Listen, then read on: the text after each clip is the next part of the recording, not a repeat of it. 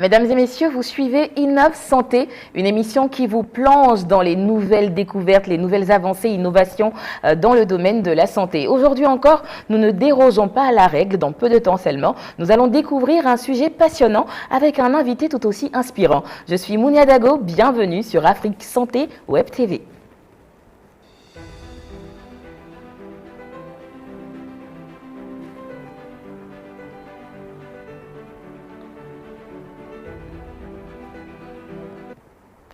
Comme annoncé il y a peu, aujourd'hui, nous allons discuter avec une éminence grise, j'ai envie de l'appeler comme ça, Dr Moïse Fiadio, qui nous vient de Lomé, au Togo. Comment vous allez, docteur? Je vais très bien. Vous-même? Ça va très bien. Et la journée, elle s'est bien passée? Un tout petit peu très chargé, et bon, mais ça va. Ça va, c'est top.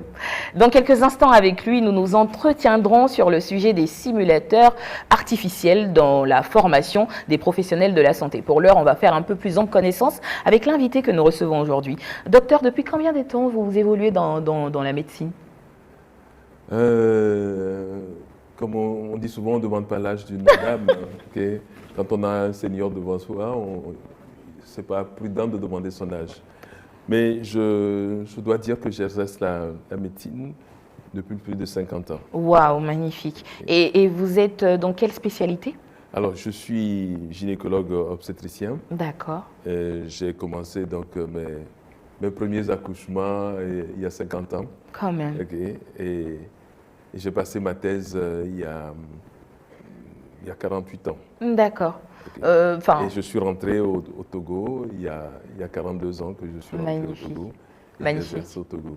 C'est très bien. Alors, de ce que je sais, dans le domaine de la santé, vous faites un tronc commun quand vous démarrez. Est-ce que ça a été le cas aussi pour vous? Et pourquoi vous êtes dirigé vers cette spécialité? Alors, c'est très simple. Hein.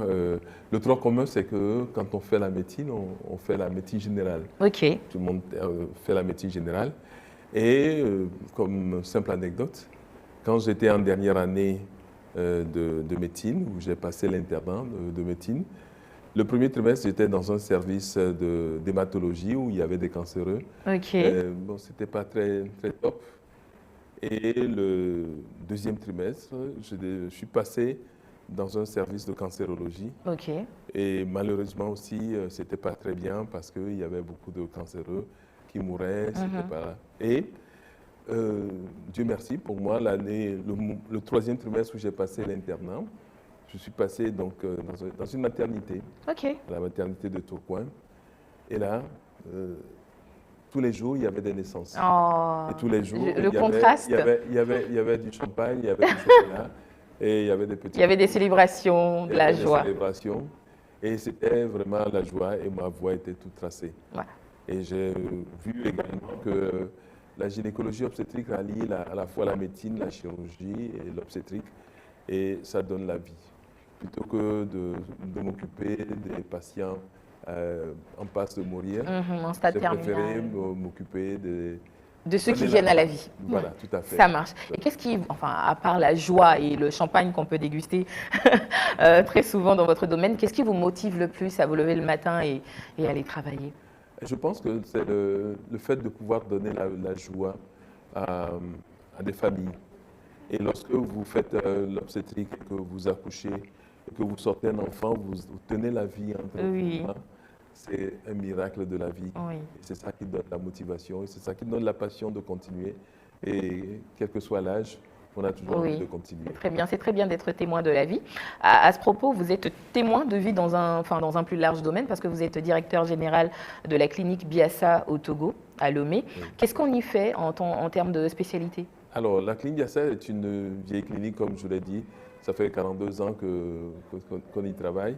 Et déjà avec mon père avait commencé avant moi. Et c'est moi qui ai repris la clinique et qui l'ai transformée en clinique. Et progressivement, c'est devenu une polyclinique. Le ministère de la Santé l'appelle hôpital privé Biassa. Okay. Parce qu'il y a plusieurs spécialités. La spécialité de base, c'est la gynécologie obstétrique. D'accord. Et nous y avons ajouté dans ce pôle mère-enfant, nous y avons ajouté l'assistance médicale à la procréation. D'accord. Donc nous avons l'un des plus vieux centres de procréation médicalement assistée dans la sous-région. puisque nous avons commencé à faire des inséminations Oh. dès les années 80. Waouh. Et les premières fécondations in vitro, nous les avons commencées en 1996. Donc nos premiers enfants ont aujourd'hui 27 ans. Waouh, Et magnifique. nous sommes déjà grands-pères, puisque Oui, ces enfants-là ont commencé on a déjà commencé à faire des enfants, c'est clair. En tout cas, merci, merci. Et à côté de cela, nous avons toutes les spécialités médicales, la cardio, la rhumato, la neuro. Nous avons les spécialités chirurgicales également, la chirurgie générale, l'urologie, la traumato. Et nous avons le centre de diagnostic Ok, avec l'imagerie, avec service de radio, IRM, mammographie, panoramique dentaire. Et le laboratoire, notre laboratoire est accrédité COFRAC. ok, COFRAC, c'est le comité français d'accréditation. d'accord.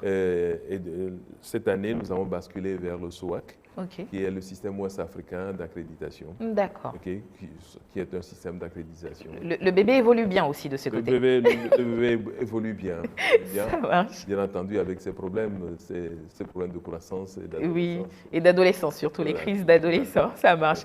Alors, on en vient à la thématique qui nous réunit aujourd'hui, notamment les simulateurs artificiels, c'est ça, dans la formation des professionnels de la santé. Alors, pour quelqu'un qui n'évolue pas forcément dans le domaine de la santé et qui passe devant cette émission, comment vous pourriez lui définir ces simulateurs-là? Alors, je peux dire qu'au départ, la formation médicale est une formation de compagnonnage. Ok. C'est-à-dire que c'est de maître et disciple. C'est le patron qui vous prend la main et qui vous enseigne la médecine. C'est ce D'accord. qui a été fait donc, du temps des anciens, du temps d'Hippocrate. C'est de maître à disciple que cela s'enseignait. Ok. Que ce soit la médecine, que ce soit la chirurgie, on vous tenait la main et on vous apprenait.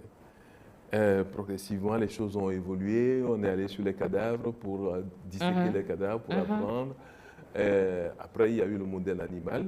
Mais les choses évoluant, on se dit qu'il ne faut pas, même si ce compagnonnage a donné ses preuves, a donné de bons résultats, il ne faudrait pas continuer comme ça et pour aller plus vite et aller de façon plus sûre pour le patient, on doit pouvoir avancer. Et c'est comme ça que progressivement, il y a eu des pelles vitrinaires qui ont été créées de façon à pouvoir apprendre à maîtriser les gestes que l'on peut faire en chirurgie. D'accord. Et ça, c'était le premier pas. Et pour aller plus loin, on a créé des simulateurs de réalité virtuelle. Ok. Ces simulateurs, on se croirait dans la réalité. Lorsque vous rentrez dans un ventre sur un simulateur, c'est sur ordinateur, vous avez l'impression que vous êtes dans le ventre réellement et que vous avez l'impression, vous voyez le foie, vous voyez la vésicule, vous voyez tous les Vous voyez organes. tout correctement. Chacun à sa place.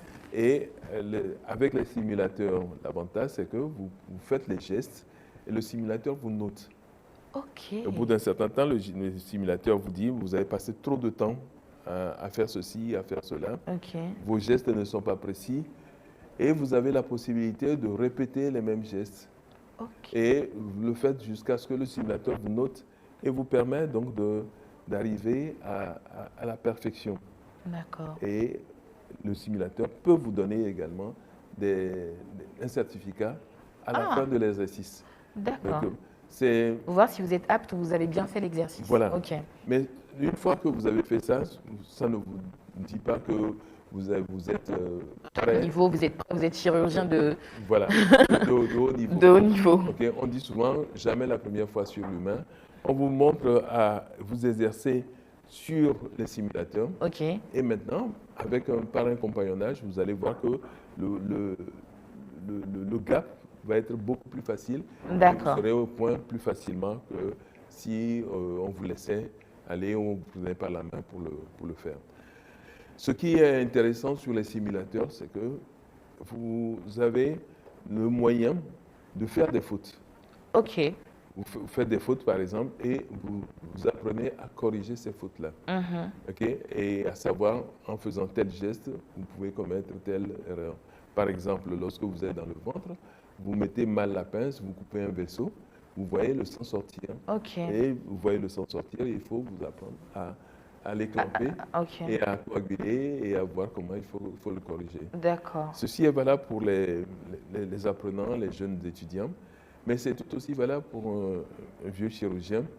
Pour certaines techniques bien particulières, avant donc de retourner faire cette technique-là, il peut très bien aller sur le simulateur et s'exercer et voir qu'est-ce qu'on peut faire pour améliorer les choses. Là. D'accord, là, vous notifiez, on va dire, clairement un avantage de la simulation virtuelle. Quel autre avantage il aurait face à ces simulateurs-là, aurait face à l'apprentissage traditionnel? C'est qu'avec les simulateurs, ça vous donne beaucoup plus d'assurance et vous voyez tout ce que vous devez faire. D'accord. Et vous avez tous les cas. Alors que si on vous prend par la main, vous n'avez pas tous les cas difficiles que vous allez voir tout de suite. Okay? Alors qu'avec le simulateur, il y a des niveaux à passer. Il y a les premiers niveaux, les deuxièmes niveaux, les troisièmes niveaux, et vous les passez tous. Et ce que je trouve intéressant, c'est le fait qu'on puisse se tromper. En général, quand on fait des fautes, on arrive à se corriger. La preuve en est que même quand on part à l'école, on nous donne des exercices, ou quand on se trompe, quand on vient faire la correction, on a la possibilité de mieux s'améliorer et surtout de comprendre son erreur. Tout à fait. Et ça, c'est vraiment... Et c'est ça qui est intéressant, le simulateur est très précis. Alors que dans la vraie vie, quelquefois, on dit « oh, c'est pas tout à fait ça », mais on laisse passer. Alors que le simulateur est implacable. Si vous avez fait mal, il vous dit que vous avez fait mal. Okay? Ou quelquefois, lorsque vous faites vous vous exercez, au bout d'un certain temps, lorsque vous faites une grosse erreur, par exemple, le simulateur vous dit d'arrêter parce que vous avez fait une grosse erreur, vous risquez de tuer la patiente. Ok, c'est bien noté. D'accord. Alors, on va revenir un peu à l'évolution, on va dire, des compétences des professionnels de la santé. Vous êtes dans le domaine depuis quand même de bonnes années. Vous avez certainement pu côtoyer des personnes qui ont fait de l'apprentissage grâce aux simulateurs virtuels. Est-ce que vous avez constaté une évolution dans leurs compétences professionnelles? Ah oui, oui. Celui qui vient apprendre sur le simulateur et qui passe du temps à faire tous ces exercices se sent beaucoup plus à l'aise. Ok. Et lorsqu'il va vers l'humain, il est beaucoup plus à l'aise. Et là, le tout va dépendre de sa pratique et du nombre de cas qu'il aura à faire. Okay. Jamais la première fois sur l'humain. Et une fois qu'on s'est exercé sur les simulateurs, on sait exactement ce que on doit faire. Et quand on y va sur l'humain, bien entendu, avec un senior, les choses vont beaucoup plus vite. Il faut dire aussi qu'il y a des simulateurs dans tous les domaines. Aujourd'hui, dans les facultés de médecine, dans les écoles de médecine, il y a des simulateurs pour tout. Ouais. Vous pouvez même avoir des simulateurs pour faire un accouchement. Okay, pour faire toutes les difficultés qu'on peut avoir pour un accouchement, vous pouvez avoir des simulateurs et ça vraiment vous apprend à corriger. Okay? Il y a des situations difficiles, par exemple une hémorragie de la délivrance. Vous avez des simulateurs qui vous simulent justement une hémorragie de la délivrance. Qu'est-ce que vous faites? Okay? Et là, vous vous mettez en situation. Donc, aujourd'hui en médecine, il y a des vrais centres de simulation où pour tout, il y a des simulateurs. Même pour faire une prise de sang, il y a des simulateurs. Pour faire un massage cardiaque, il y a des simulateurs. Pour tout faire, il y a des simulateurs où vous pouvez vous exercer correctement. J'avoue quand même que je reste tout de même un peu intriguée. C'est-à-dire que bon, nous, on a peut-être testé des simulateurs dans d'autres domaines, par exemple pour la conduite. Mais est-ce qu'avec les simulateurs virtuels dans la médecine, on évalue le degré d'urgence, la situation d'urgence? Absolument. Vous savez, les simulateurs de réalité virtuelle ont été bâtis sur le modèle des simulateurs en aviation. D'accord. Les pilotes, aujourd'hui, tous les pilotes sont formés sur des simulateurs. Il n'y a aucun pilote que l'on va prendre, qu'on va mettre dans un avion, on va dire. On le prend par la main. C'est un test. Et il va passer des mois à travailler sur des simulateurs et à faire tous les exercices sur les simulateurs, à faire des crashs, à tout faire sur les simulateurs. C'est exactement ce qui se passe avec des simulateurs de réalité virtuelle. Okay? Et comme je le dis, le faire sur les simulateurs, ça ne suffit pas. Ça ne vous donne pas un diplôme de docteur en médecine ou de chirurgien. Oui. Ça vous montre simplement que vous avez travaillé sur les simulateurs que vous connaissez la technique, vous connaissez les techniques opératoires, mais maintenant, il faut aller vous exercer sur l'humain avec l'accompagnement d'un senior. Bah, j'imagine que la clinique Biassa, on peut retrouver des simulateurs virtuels. Oui, nous avons un certain nombre de simulateurs. Nous avons commencé par les pelvitrainaires pour vous montrer justement les gestes qu'on doit pouvoir avoir, surtout pour faire des célios, des endoscopies. D'accord. Okay. Et progressivement, nous avons switché vers les simulateurs de réalité virtuelle. Nous en avons pour la célio.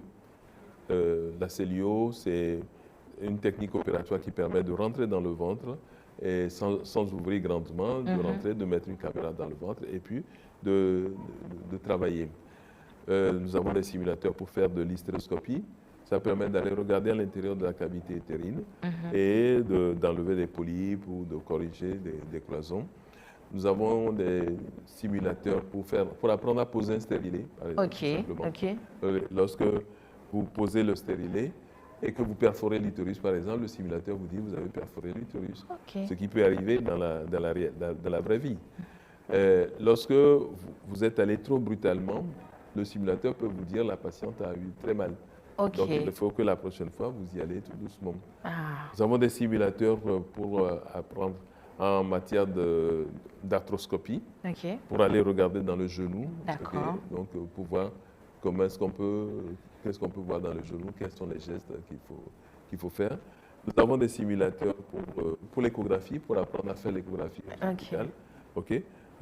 Comme on le voit là. Que les téléspectateurs ont la chance de voir à l'écran. Voilà, c'est ça. Qui permet donc de voir le bébé dans le ventre, de mesurer. Si vous ne mesurez pas bien, le simulateur vous dit que vous n'avez pas bien mesuré. Il faut vous apprendre jusqu'à avoir la bonne mesure, les bons repères pour pouvoir le faire. Nous avons des simulateurs aussi en assistance médicale à la procréation, pour faire des ponctions, aller ponctionner les ovules. Pour faire une fécondation in vitro. Et lorsqu'on a des embryons, des simulateurs qui vous apprennent aussi à faire un transfert de l'embryon à l'intérieur de la cavité. C'est passionnant. Oui, c'est vraiment passionnant. Je ne suis pas médecin, mais j'ai juste envie d'aller tester un simulateur. Incroyable. Oui, c'est facile. C'est facile, on peut ne pas être médecin et apprendre à travailler sur les simulateurs. Ce serait intéressant, je trouve. Alors donc moi, ça m'emmène à vous demander, quand vous avez testé votre premier simulateur, qu'est-ce que vous avez ressenti ?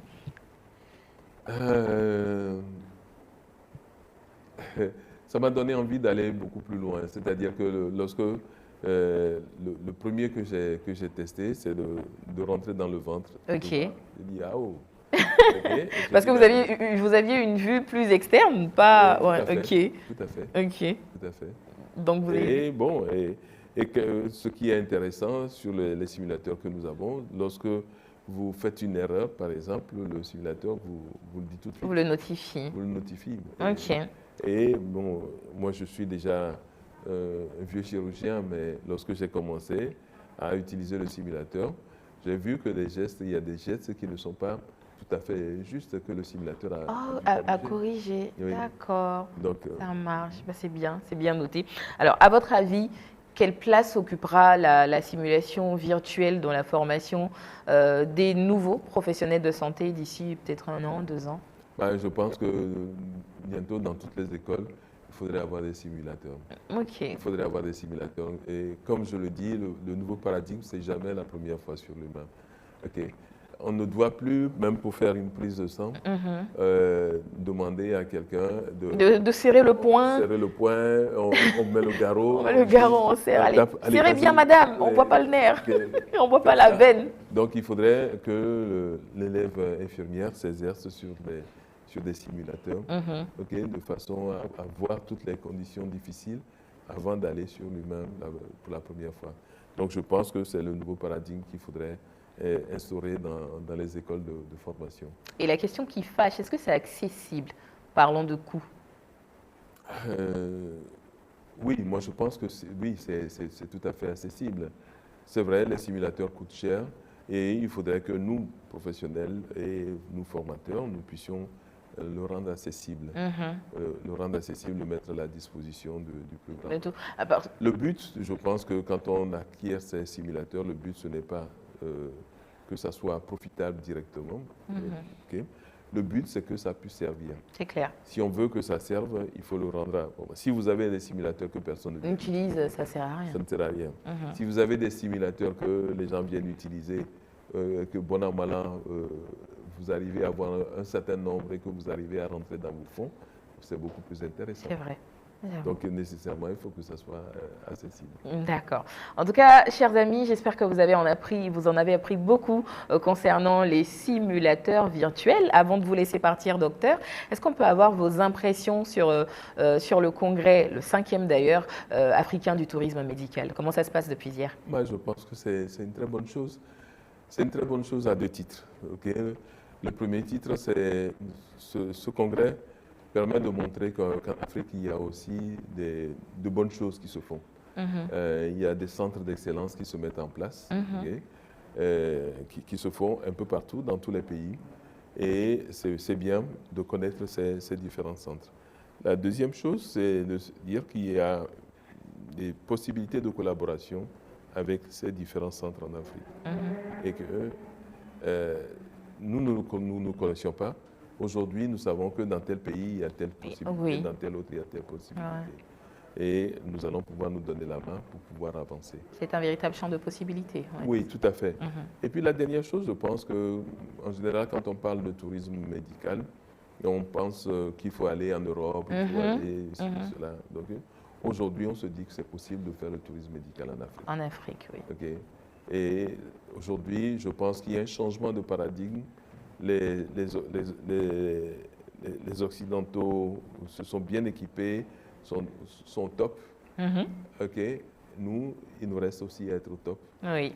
Pour qu'il y ait le retour de l'ascenseur. C'est clair. C'est-à-dire que, bon, si on a des problèmes de santé chez nous, on puisse le faire chez nous, en Afrique. Merci docteur, ça a été un réel plaisir de vous avoir sur ce plateau. On espère que vous avez pris grand plaisir à être aussi en notre compagnie. C'est moi qui vous remercie, c'est avec beaucoup de plaisir que j'ai été à votre compagnie. Je n'ai pas vu le temps passer. J'aurais aimé que la conversation continue. Peut-être qu'on aura l'occasion d'avoir docteur pour une autre émission. En tout cas, chers téléspectateurs, vous restez bien connectés sur Afrique Santé Web Télévision. C'était Mounia pour l'émission Innov Santé.